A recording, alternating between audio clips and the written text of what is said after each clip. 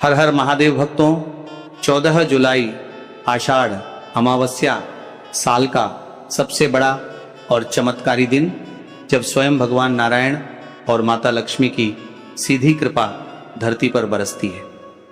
लेकिन क्या आप जानते हैं कि शास्त्रों के अनुसार इस पवित्र दिन पर अगर आपने गौ माता को यह 3 बेहद सस्ती और साधारण सी चीजें खिला दी तो आपके जीवन से 7 जन्मों की दरिद्रता और कंगाली हमेशा हमेशा के लिए मिट सकती है। शास्त्रों में साफ लिखा है कि गाय के भीतर 33 कोटि देवी देवताओं का वास होता है और अमावस्या के दिन गौ सेवा करने का मतलब है अपनी बंद किस्मत के ताले को खोल देना। बहुत से लोग कड़ी मेहनत करते हैं लेकिन फिर भी घर में पैसा नहीं टिकता, कर्ज बढ़ता जाता है और व्यापार ठप हो जाता है। अगर आप भी इस आर्थिक तंगी से परेशान हैं तो 14 जुलाई के सूर्य अस्त होने से पहले ये महा उपाय जरूर कर लें। आज के इस वीडियो में मैं आपको उन 3 महा चमत्कारी चीजों के बारे में बताने जा रहा हूं जिन्हें खाते ही गौ माता आपको धनवान बनने का वरदान देंगी। वीडियो को 1 सेकंड के लिए भी स्किप मत करना, क्योंकि तीसरे नंबर की चीज सबसे ज्यादा महत्वपूर्ण और असरदार है, जिसे खुद करोड़पति लोग भी गुपचुप तरीके से करते हैं। वीडियो शुरू करने से पहले आप सभी से एक छोटी सी विनती है, अगर आप भगवान विष्णु की कृपा पाने वाले चमत्कारी उपाय, धर्म से जुड़ी महत्वपूर्ण जानकारी, पूजा विधि, व्रत के नियम और सनातन धर्म के ऐसे ही दुर्लभ रहस्य सबसे पहले जानना चाहते हैं तो हमारे इस चैनल को अभी सब्सक्राइब करें और साथ में लाइक भी जरूर करें, ताकि हमारी वीडियो अधिक से अधिक सनातन प्रेमियों तक पहुंच सके। बेल आइकन दबाना बिल्कुल ना भूलें, ताकि हमारी हर नई वीडियो का नोटिफिकेशन सबसे पहले आपको मिले। साथ ही आप अपनी राशि या अपने शुभ नाम को कमेंट बॉक्स में जरूर डाल दें, क्योंकि हम आपकी राशि से जुड़ा भाग्य भी बताते हैं और भाग्य में चल रही परेशानियों को तत्काल दूर करने के लिए आसान से आसान उपाय भी बताते हैं। इसीलिए आप अपनी राशि कमेंट बॉक्स में जरूर डाल दें। सनातन धर्म में अमावस्या तिथि को सभी तिथियों में श्रेष्ठ माना गया है और जब बात आषाढ़ अमावस्या की हो तो इसका महत्व 100 गुना बढ़ जाता है। आज हम केवल उपायों की बात नहीं करेंगे, बल्कि ये भी जानेंगे कि आखिर आषाढ़ अमावस्या का रहस्य क्या है, क्यों इस दिन गाय को कुछ विशेष चीजें खिलाने से किस्मत रातों रात बदल जाती है, बल और वह कौन सी गलतियां हैं जो आपको भूलकर भी इस दिन नहीं करनी चाहिए। अगर आप चैनल पर नए हैं तो अभी सब्सक्राइब कर लीजिए, क्योंकि आज की जानकारी आपके जीवन की दिशा और दशा दोनों बदलने वाली है। अब सवाल ये उठता है, आषाढ़ अमावस्या के दिन हम गाय की ही सेवा क्यों करें, किसी और जानवर की क्यों नहीं? हमारे सनातन धर्म में गाय को केवल एक पशु नहीं बल्कि साक्षात जगत जननी माना गया है। शास्त्रों में वर्णित है, गावो विश्वस्मात्र, अर्थात गाय पूरे विश्व की माता है। जब समुद्र मंथन हुआ था तो उसमें से 14 रत्न निकले थे। उन 14 रत्नों में से एक रत्न थी कामधेनु गाय। कामधेनु कोई साधारण गाय नहीं थी, वे समस्त इच्छाओं को पूरा करने वाली दिव्य शक्ति थी। उन्हीं कामधेनु के अंश रूप में आज पृथ्वी पर जितनी भी गाय हैं वे मौजूद हैं। वैज्ञानिक और आध्यात्मिक दृष्टि से देखें तो गाय की पीठ पर एक कुबड़ होता है। शास्त्रों में इसे सूर्य केतु नाड़ी कहा गया है। जब सूर्य की किरणें इस कुबड़ पर पड़ती हैं तो गाय के शरीर में स्वर्ण क्षार का निर्माण होता है। यही कारण है कि गाय के दूध, घी और मूत्र में अद्भुत औषधीय गुण होते हैं। इतना ही नहीं, जब हम गाय की पीठ पर हाथ फेरते हैं तो हमारे शरीर का रक्तचाप, ब्लड प्रेशर नियंत्रित होता है और हमारे भीतर की नकारात्मक ऊर्जा नष्ट हो जाती है।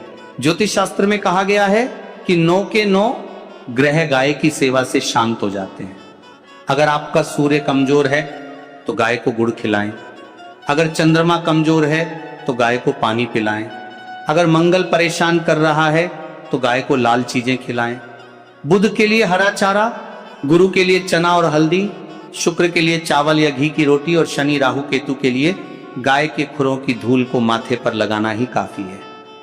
तो सोचिए, जिस गाय के शरीर में ब्रह्मा, विष्णु, महेश समेत 33 कोटि देवी देवताओं का साक्षात वास है, उन्हें यदि साल की सबसे पवित्र आषाढ़ अमावस्या पर अपनी पसंद की चीजें खाने को मिल जाए तो क्या वे आपके घर को खुशियों से नहीं भरेंगी? बिल्कुल भरेंगी। चलिए अब बिना देर किए जानते हैं उन 3 महाचमत्कारी चीजों के बारे में बात करें।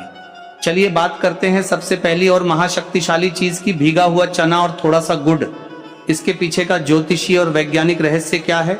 शास्त्रों में पीले रंग की चीजों का संबंध सीधे भगवान विष्णु और देवगुरु बृहस्पति जुपिटर से माना गया है। बृहस्पति ग्रह हमारे जीवन में धन, संपत्ति, विवाह, संतान और भाग्य का कारक होता है। अगर आपकी कुंडली में गुरु कमजोर है तो आप कितनी भी मेहनत कर ले, पैसा आपके पास नहीं टिकेगा, आपका बैंक बैलेंस हमेशा खाली रहेगा और समाज में आपको मान सम्मान नहीं मिलेगा। गुण का संबंध सूर्य और मंगल से है। सूर्य हमें तेज, यश और सरकारी नौकरी देता है, जबकि मंगल हमें साहस और भूमि भवन का सुख देता है। जब आप चने और गुड़ को एक साथ मिलाते हैं तो यह एक त्रिशक्ति महायोग बनाता है। उपाय करने की सही विधि: आषाढ़ अमावस्या के दिन सुबह जल्दी उठे, स्नान आदि करके पीले रंग के वस्त्र धारण करें, क्योंकि भगवान विष्णु को पीला रंग अत्यंत प्रिय है। इसके बाद रात के भीगे हुए कम से कम 1 मुट्ठी चने लें। ध्यान रहे, चने सड़े गले नहीं होने चाहिए। उन चनों के साथ 1 छोटा टुकड़ा शुद्ध देसी गुड़ का रखें। अब इसे अपने दाहिने हाथ में लें, आंखें बंद करें और अपने घर के मंदिर में खड़े होकर या मन में ही भगवान नारायण का ध्यान करें।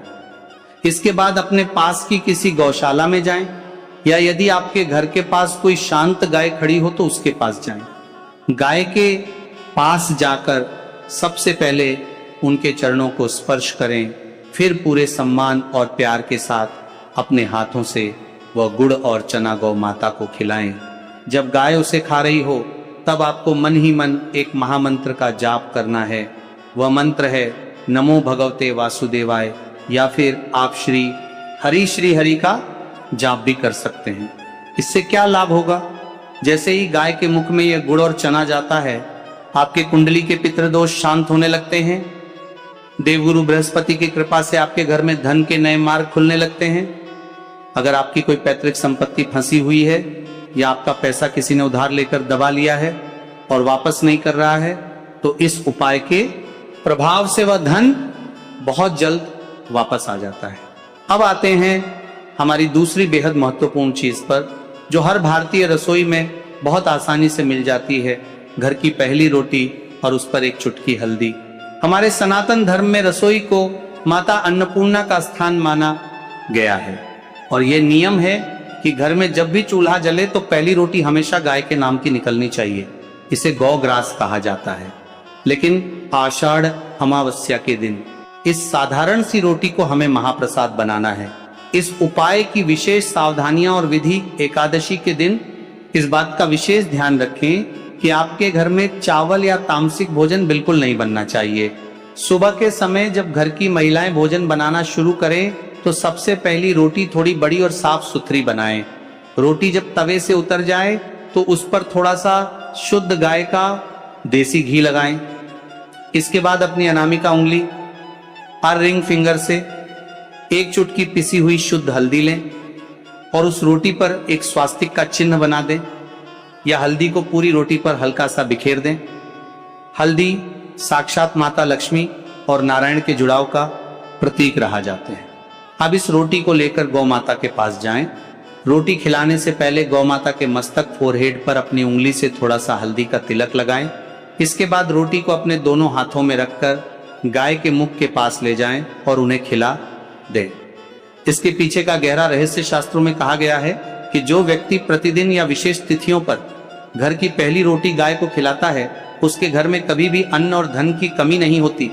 उस घर पर माता अन्नपूर्णा और लक्ष्मी का स्थायी वास हो जाता है। हल्दी लगी हुई रोटी आषाढ़ अमावस्या के दिन गाय के पेट में जाती है तो आपके घर का वास्तु दोष और आपके जीवन का राहु केतु का बुरा प्रभाव तुरंत शांत हो जाता है।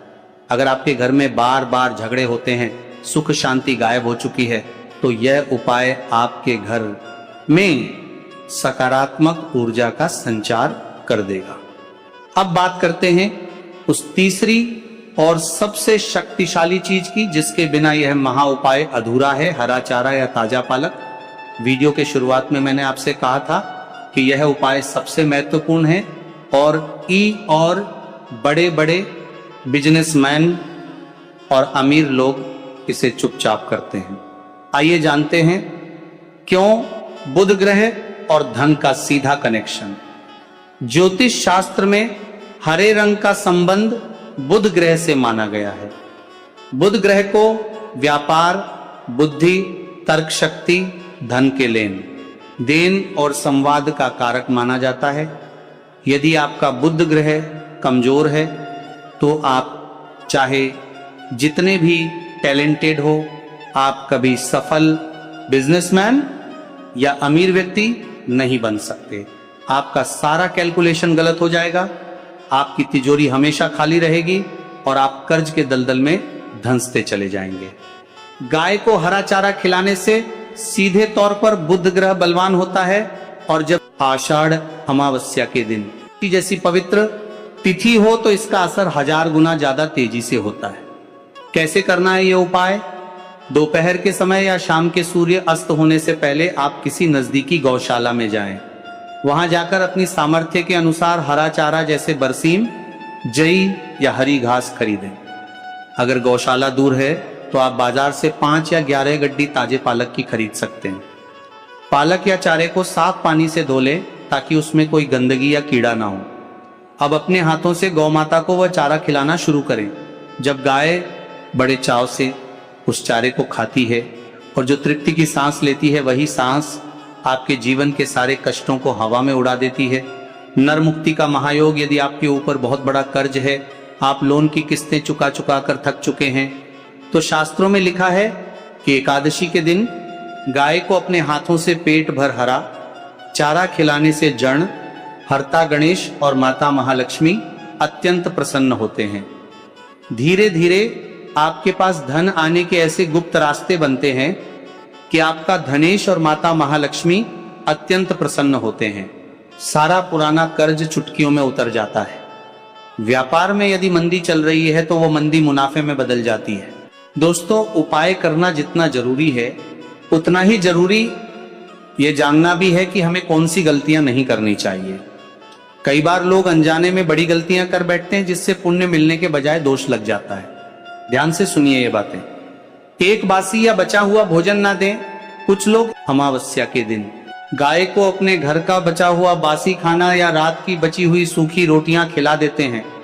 याद रखिए, आषाढ़ अमावस्या के दिन भगवान की पूजा के निमित्त गौ सेवा कर रहे हैं। गाय को हमेशा ताजा और शुद्ध भोजन ही कराएं। बासी खाना खिलाने से घर में दरिद्रता आती है। बासी खाना खिलाने से घर में दरिद्रता आती है कि 2 प्लास्टिक की थैली में खाना ना दें। अक्सर लोग रोटी या सब्जी प्लास्टिक की थैली में लेकर जाते हैं और वैसे ही गाय के सामने फेंक देते हैं। गाय उस प्लास्टिक को भी खा जाती है जिससे उसकी मौत तक हो सकती है। ऐसा करने से आपको भयंकर गौ हत्या जैसा पाप लग सकता है। हमेशा खाना अपने हाथ से खिलाएं या साफ जमीन पर रखें। 3 गाय को दुत्कारे या मारे नहीं। यदि आपके द्वार पर कोई गाय आती है और आपके पास उस समय देने के लिए कुछ नहीं है तो उन्हें प्यार से भगा दें। भूल कर भी उन्हें लाठी डंडा ना मारे और ना ही कोई अपशब्द कहें। एकादशी के दिन गाय का रोना या निराश होकर आपके घर से जाना साक्षात लक्ष्मी जी को घर से बाहर निकालने जैसा है। 4 सफाई का ध्यान रखें। जब आप चने, गुड़ या रोटी खिला रहे हो तो ध्यान रखें कि आपके हाथ साफ हो। बिना नहाए या शुद्ध अवस्था में गौ माता को स्पर्श ना करें। तो मेरे प्यारे दोस्तों, ये थे वो 3 महाचमत्कारी उपाय जो आपको आने वाली एकादशी के दिन सच्चे मन से करने हैं। हमारी संस्कृति में गाय को साक्षात वैतरणी नदी पार कराने वाली नौका माना गया है। जीवन के अंतिम समय में भी गौदान का महत्व है। तो क्यों ना हम जीते जीवन की सेवा करके अपने इस लोक और परलोक दोनों को सुधार ले। पैसा, गाड़ी, बंगला, ये सब भौतिक चीजें हैं जो केवल ईश्वरीय कृपा और आपके अच्छे कर्मों से ही मिलती हैं। इस एकादशी पर अपनी व्यस्त जिंदगी से मात्र आधा घंटा निकालिए, गौशाला जाइए उन बेजुबान गौ माताओं की आंखों में देखिए, आपको साक्षात ईश्वर के दर्शन होंगे। उनकी सेवा कीजिए, वे आपके जीवन के सूने पड़े बंजर को भी खुशियों की हरियाली से भर देंगी। मैं ईश्वर से प्रार्थना करता हूं कि जो भी व्यक्ति इस वीडियो को देख रहा है और पूरे विश्वास के साथ इस एकादशी पर गौ माता की सेवा करेगा, उसके घर में कभी धन की कमी ना हो, उसकी सभी बीमारियां दूर हो और उसके परिवार पर हमेशा सुख शांति बनी रहे। आपको ये जानकारी कैसी लगी मुझे कमेंट सेक्शन में जरूर बताइएगा। अगर आपके मन में कोई सवाल है तो आप नीचे पूछ सकते हैं। इस वीडियो को अपने तक सीमित मत रखिए, अपने परिवार, अपने दोस्तों और रिश्तेदारों के साथ जरूर शेयर कीजिए ताकि वे भी इस पुण्य के भागीदार बन सकें। वीडियो को एक लाइक जरूर दीजिएगा और चैनल को सब्सक्राइब करना मत भूलिएगा। मिलते हैं अगले एक और ऐसे ही ज्ञानवर्धक और आध्यात्मिक वीडियो में। तब तक के लिए गौ माता की सेवा करते रहिए, भगवान नारायण का ध्यान करते रहिए। बोलिए गौ माता की जय। हर हर महादेव। कहते हो कि मंदिर से जाते समय नंदी के कानों में, बहुत सुंदर प्रश्न है आपके, बहुत भाव से और आनंद से आपने करा और जनमानस के कल्याण के प्रश्न है। ये केवल आपके लिए नहीं है, ये सबके लिए इतने जोरदार प्रश्न हैं। जो गलती भी करते होंगे तो इसको सुधार सकते।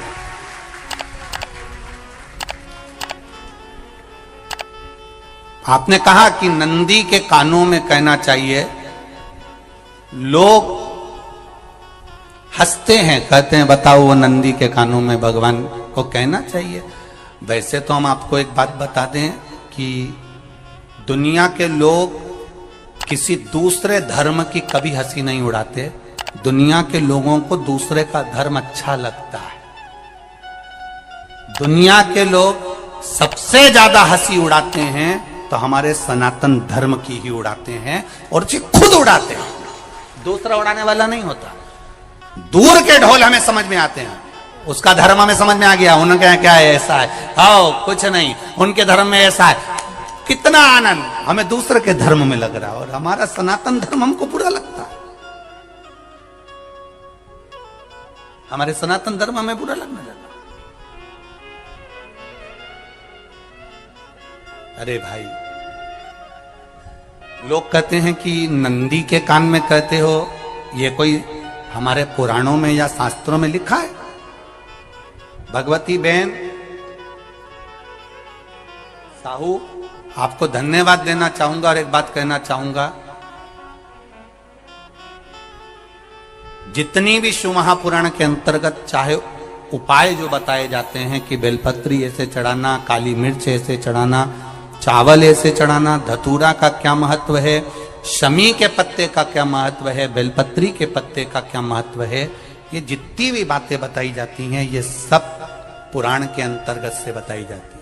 अब दुनिया के लोग इसको चाहे टोटका कह दें, चाहे दुनिया के लोग इसे टोना कह दें, पर पुराण से हटकर कुछ नहीं। और आप लोगों को अगर बोला है कि नंदी के कान में कहकर भगवान शंकर के मन में बात पहुंचे तो ये क्यों कहा, तो ये भी हमारी शिव महापुराण में लिखा है जलंधर के चरित्र में। कोई आपसे कहे कि नंदी के कान में बोलने से क्या होता है, ये जलंधर का चरित्र कह रहा है। मां पार्वती जी का हस्त कमल पकड़कर जलंधर लेकर जाने लगा।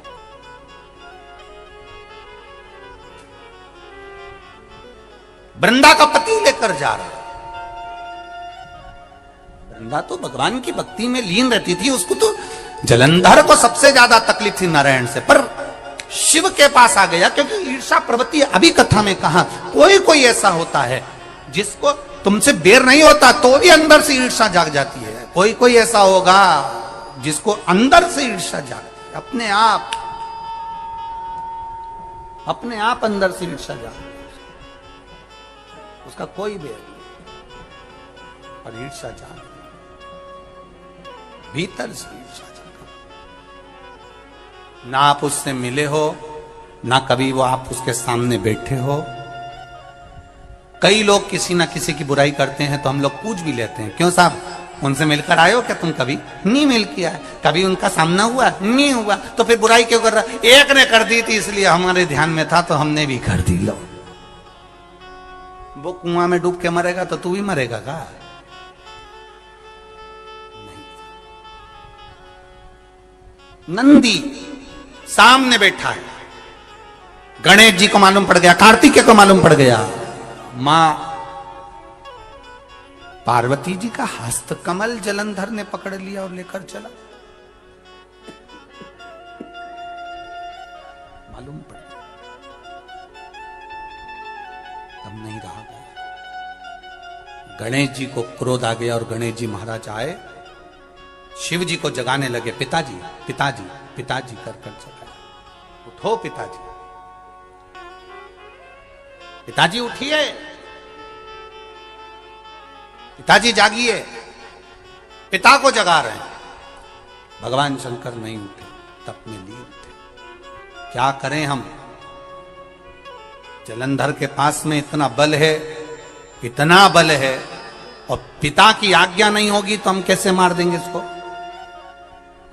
मारने को तब मार दें। मां ने आज्ञा करी थी कि जलंधर उसको तारकासुर को मार दो, तो कार्तिकेय ने तारकासुर को मार दिया। शिव जी की आज्ञा नहीं तो हम इसको कैसे मारें? क्या करें?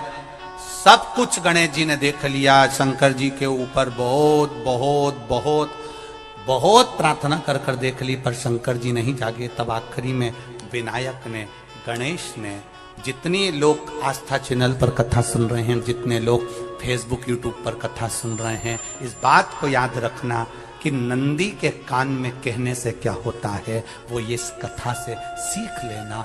आखिरी में गणेश जी को लगा किसको कहूं, शंकर जी भी तप में है, नंदी भी तप में है, मैं किसको कहूं? शिव जी को कह के कर थक गया, पिताजी को बोल बोल कर थक गया। पिताजी जागते नहीं। अब मैं किसको कहूं ये बात, किससे कहूं?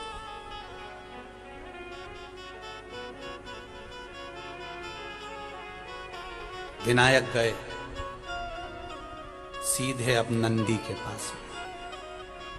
नंदी भी तप में लीन थे, शंकर जी की ओर मुख था, शंकर जी की ओर मुख था। गए और जाकर तुरंत विनायक ने नंदी के कानों में जाकर कहा, नंदीश्वर, मैया का हाथ पकड़कर जलंधर लेकर जा रहा है। पिताजी तप में लीन है, कृपा करिए ना। बस केवल नंदी के कान में कहा। गणेश जी दूर हट गए। नंदी के कान में कहा, शंकर जी के नेत्र खुल गए, शिव जी के नेत्र खुले। ध्यान देना जरा, इस शिव महापुराण की, आशुतोष शिव महापुराण की कथा, जो कथा यहां कही जा रही है, यह कथा पहले के चरित्रों में सुनने को नहीं मिली होगी। जरा ध्यान देना इस संवाद पर।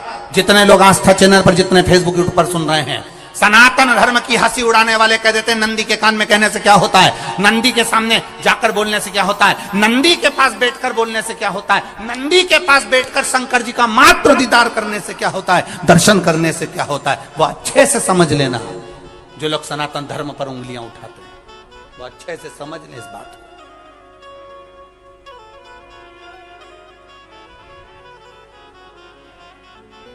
क्या होता है? नंदी तप में लीन, शिवजी तप में लीन, शिव नहीं उठ रहे। विनायक ने नंदी के कानों में जाकर कह दिया, नंदी के कान में जाकर कहा, नंदी के नेत्र नहीं खुले। नेत्र किसके खुले? जम के बोलो, महादेव के खुले, शिव जी के खुले। ये मन का तार। नंदी शंकर की आराधना कर रहे थे, शिव अपनी भक्ति में डूबे थे। यहां कहा, यहां पहुंचा, जो दिल में था उस तक बात पहुंच गई। नंदी के दिल में शिव थे, तुम कहे, नंदी ने शंकर तक बात पहुंचा दी। वो सूत्र जो बंधा था दिल से दिल तक का, वो पहुंच गया। वो सूत्र जो दिल से दिल तक बंधा हुआ था, मन से बंधा हुआ था, खबर वहां तक पहुंच गई, खबर पहुंच गई। उसको जानो, लुटाइए, ये मौका मिला है आनंद का। दिल से प्रेम लुटाओ। नंदी से कहा, नंदी ने देवादिदेव महादेव से नहीं कहा। केवल नंदी आंख बंद कर बैठे थे, कहते से ही भगवान गणेश के शब्द शिव जी तक पहुंच गए। शिव जी के नेत्र खुल गए और उन्होंने जलंधर के पास पहुंचकर पार्वती जी का हस्त कमल छुड़वाया। जरा विचार करिएगा, आप नंदी से कहते हो मेरे महादेव तक बात पहुंच जाती है। आपको केवल नंदी से प्रेम से कहना है, नंदीश्वर मेरे बाबा, ए मेरे बाबा, आप रोज शिव जी को लेकर भ्रमण पर निकलते हो, मुझे बहुत दुख है, आप मेरे दुख को मिटाने के लिए मेरे दरवाजे पर क्यों नहीं आते। नंदीश्वर से कहा शिव जी तक बात पहुंच जाएगी, शंकर के नेत्र आपके लिए खुल जाएंगे और महादेव आपके यहां खड़ा मिलेगा, मेरा महादेव आपके पास में खड़ा मिलेगा। आशुतोष महापुराण की कथा कहती है, लोग कहते हैं नंदी को कहने से क्या होता है, ये शिव तत्व की कथा आशुतोष शिव महापुराण कह रही है। कहा वहां तक पहुंचा, दिल से दिल का। जो भगवान नंदी के कानों में कुछ कहकर आते हैं, बोले हो कभी? सीधे बोल देते हो क्या जाकर?